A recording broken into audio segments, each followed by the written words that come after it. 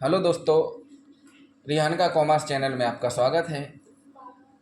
आज हम फिर से goods and service tax topic को लेकर के आए हैं क्लास 11th के। पिछले वीडियो में हमने पढ़ा कि जीएसटी क्या है, जीएसटी की श्रेणियां क्या हैं, जीएसटी कब बना, कब लागू हुआ, प्रभाव में आया, जीएसटी के प्रकार कितने हैं और जो उनका कब कहाँ कैसे क्या उपयोग किया जाएगा।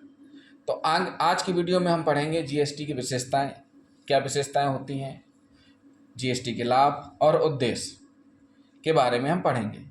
तो सबसे पहले हम पढ़ते हैं जीएसटी की विशेषताएं। जीएसटी वस्तु व सेवा कर पर लगाया जाने वाला कर है। इसके अंतर्गत केंद्र सरकार सीजीएसटी लगाता है, राज्य सरकार एसजीएसटी लगा करके माल का विक्रय कर देता है। तो वस्तु व सेवा कर का लगाया जाना, वस्तु व सेवा कर से छूट। दूसरी विशेषता है वस्तु व सेवा कर से छूट, अर्थात बहुत सारी चीज़ें ऐसी हैं जिनको इस टैक्स के दायरे से छूट प्रदान की गई, जैसे कृषि से संबंधित उत्पाद, इनको जीएसटी के अंतर्गत नहीं रखा गया है।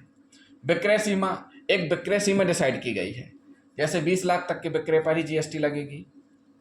नंबर चौथा, 4 श्रेणीगत जीएसटी को 4 श्रेणीगत ढांचे में विभाजित किया गया है, जैसे 5%, 12%, 18%, 28% आदि। अब पढ़ते हैं जीएसटी के लाभ क्या हैं भाई। अब जीएसटी जो बना है, पारित हुआ, उसके क्या क्या फ़ायदे हैं। वो कस्टमर्स को भी फायदे हैं, आम जनता को भी फायदे हैं, प्लस बिजनेसमैन को भी फायदे हैं। वो कैसे? सीधी सी बात है, बहु करों की समाप्ति। पहले बहुत सारे कर लगते थे, पे करना पड़ता था, आज एक ही टैक्स रहेगा, जीएसटी टैक्स लगता है।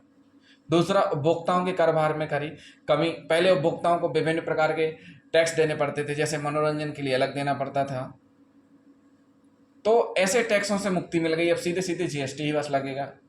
रोजगार में वृद्धि भी हुई है। कैसे हुई है? व्यवसायों का विकास हुआ है, नए नए उद्यम धंधे आए हैं और उनको फायदा हुआ, निर्यात में वृद्धि हुई है, तो रोजगार के सृजन हुए हैं, पद बढ़े हैं नए नए।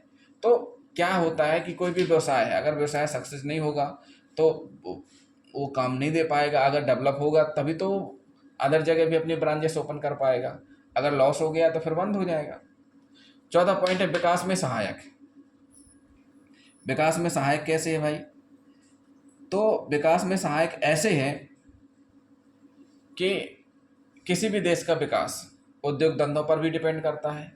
अगर हमें हमारे व्यवसाय में जो प्रोडक्ट हम विदेशों को भेजना चाहते हैं, निर्यात करना चाहते हैं, वो आसानी से मिल जाए निर्यात करने को, हमें ज़्यादा टैक्स ना देना पड़े। पता चला कि हमारी लागत आ रही 1000 रुपये और टैक्स लग रहा है उसमें 800 रुपये और बेच रहे हैं हम उसको 1500 रुपये में, तो फिर क्यों करेंगे? तो सीधी सी बात है, जिस प्रोडक्ट को हम 2000 में सेल करना चाह रहे हैं और उसमें हमें टैक्स कम लगे और इजली वे में निर्यात हो जाए, एक्सपोर्ट हो जाए, तो उससे क्या होगा? हमारे निर्यात में वृद्धि होगी, फिर हम और अधिक माल उत्पादन करेंगे ताकि हम अधिक से अधिक निर्यात कर सकें। तो जब से जीएसटी आया है तो हमें विभिन्न प्रकार के टैक्सों से छूट मिली है और जिस कारण निर्यात में वृद्धि हुई है। आय में वृद्धि, जब निर्यात में वृद्धि होगी तो आय में भी वृद्धि होगी, सीधी सी बात है। पारदर्शिता, जीएसटी को सर्वमान्य किया गया है, सभी लोग मानते हैं और संपूर्ण भारत में लागू है। तो इसमें इस जीएसटी के आने से किसी भी दुकानदार, किसी भी कस्टमर के साथ कोई भेदभाव नहीं किया जा सकता। ऑनलाइन ट्रांजैक्शन चलते हैं, ऑनलाइन बिलिंग होती है, जो बिल रहेगा वो आपको पे करना पड़ेगा। इसमें किसी प्रकार भाई भतीजावाद नहीं चल सकता है। अब बात आती है जीएसटी के उद्देश्य क्या है भाई, किस उद्देश्य से बनाया गया जीएसटी? तो जीएसटी का उद्देश्य कर पर कर की समस्या। पहले क्या रहता था, बहुत से करों एक के बाद कर लगते जाते थे, उनका भुगतान करना पड़ता था, तो उन सारी करों से छूट मिल गई है। लागत में कमी ऐसे कि अब हमें जीएसटी बस देना है। पहले हमें बहुत से टैक्स देने पड़ते थे तो ज़्यादा लागत आ जाती थी कोई भी माल की, अब हमें एक ही टैक्स देना है, जीएसटी तो कम आती। करों की संख्या में कमी, करों की संख्या, पहले हमें कई प्रकार के टैक्स भरने पड़ते थे, 20 टैक्स थे, आज की डेट में हमें एक ही टैक्स देना है, जीएसटी। पारदर्शिता लाने के लिए इसका उद्देश्य है कि सभी को एक भाव से देखा जाए, सभी पूरे भारत में सभी व्यक्तियों को समान टैक्स दे लगे, चाहे वो गरीब हो चाहे अमीर हो, सबको बराबर दृष्टि से जीएसटी देखता है। कर संग्रह में वृद्धि, जब से जीएसटी टैक्स लागू हुआ है लोगों ने कर पे करना शुरू कर दिया है, जिससे कर में वृद्धि हुई है। पालन करने में समय और श्रम की बचत, जीएसटी चूँकि एक ही टैक्स करना पड़ता है, ऑनलाइन है तो उसको पालन करने में भी ईजी रहता है और समय की श्रम की बचत भी होती है। तो ये हो गए हमारे विशेषताएं, लाभ और उद्देश्य। जीएसटी हमारे लिए बहुत उपयोगी साबित हुआ है और आगे भी उपयोगी रहेगा। इससे नए नए आयाम मिले हैं, विकास हुआ है, निर्यातों में वृद्धि हुई है, आय में वृद्धि हुई है, पारदर्शिता आई है। तो ये है। अब जीएसटी के बारे में थोड़ा सा हम पढ़ लेते हैं। जीएसटी राज्य के अंदर व्यापार होने पर जीएसटी लगता है।